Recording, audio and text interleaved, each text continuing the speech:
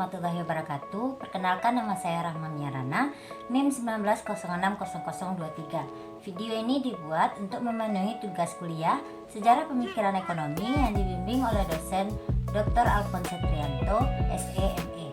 Baiklah, langsung saja masuk pada pembahasan materi. Amerika Serikat pada tahun 20-an muncul aliran ekonomi yang disebut aliran institusioner. Ada persamaan dengan aliran sejarah, yaitu sama-sama menolak metode klasik. Institusioner menolak ide eksperimentasi yang dianut aliran sejarah. Orang yang berpengaruh di aliran ini seperti Thorstein Bunde Veblen pada tahun 1857 sampai 1929. Ia mengkritik teori yang digunakan kaum klasik dan neoklasik, model teoritis dan matematis dinilai bias yang cenderung terlalu menyederhanakan fenomena ekonomi.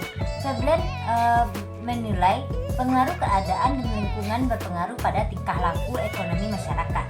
Struktur ekonomi sosial yang tak mendukung dapat memblokir dan dapat menimbulkan distori proses ekonomi. Bagi Veblen, masyarakat merupakan kompleksitas di mana orang hidup dan orang dipengaruhi serta ikut mempengaruhi pandangan serta perilaku orang lain. Penelitiannya, ia menyimpulkan perilaku masyarakat berubah dari tahun ke tahun. Penelitian dilakukan dengan metode induksi yang dapat menjelaskan perilaku masa lalu dan masa sekarang. Ia memperkirakan perilaku yang akan datang. Bagi Veblen, masyarakat merupakan fenomena evolusi di mana terus-menerus mengalami perubahan. Jika perilaku cocok dan diterima, maka akan diteruskan. Jika tidak, akan disesuaikan dengan lingkungan.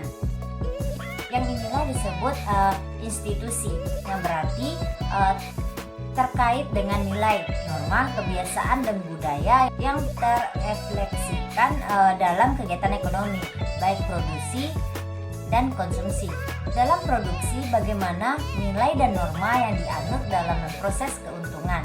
Adanya keuntungan yang diperoleh dengan trik fase, yaitu menggunakan segala macam usaha tanpa peduli orang lain.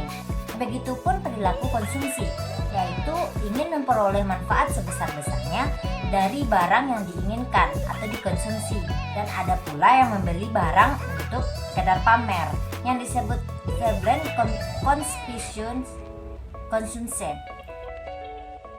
Gelarnya sangat banyak, sering digelari seorang maverick, orang yang suka lain dari yang lain. Bisa diberi pada orang yang selalu berpihak pada pemikiran sendiri tanpa peduli dengan pemikiran umum, selalu ingin tampil beda dan tidak pernah menghargai pendapat orang lain, teguh dengan pendapat sendiri di saat bertentangan dengan pendapatan yang benar. Gelar lainnya yaitu iconoclast, yaitu orang yang suka menyerang dan menjatuhkan ide atau gagasan orang-orang. Ia tidak segan dan tidak ragu menentang pendapatan establishment.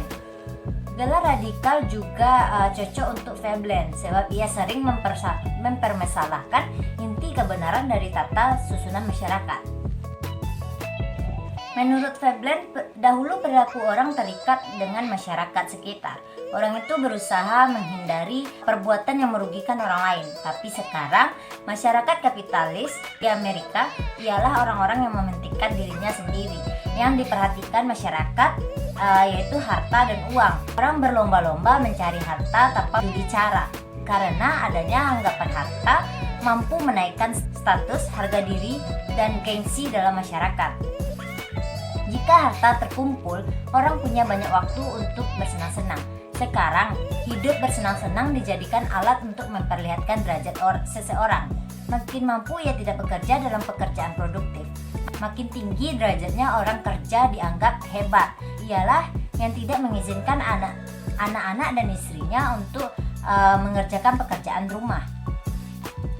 Masyarakat pengkonsumsian barang mahal tidak diperoleh dari barang itu sendiri, tetapi dampaknya melalui orang lain. Menurut pandangan Veblen, orang membeli barang yang melebihi proporsi yang tidak rasional karena bersifat emosional, kadang bersifat norak, yang terjadi pada golongan Neuve Rich.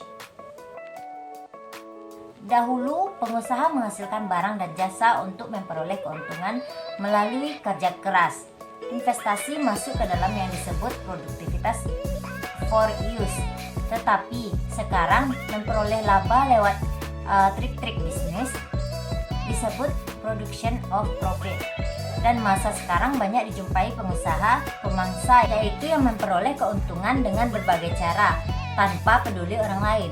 Veblen melihat masyarakat Amerika yang tumbuh pesat melahirkan golongan absentee ownership, yaitu pengusaha yang memiliki modal besar dan menguasai sejumlah perusahaan, tetapi tidak terjun dalam kegiatan operasional perusahaan tersebut.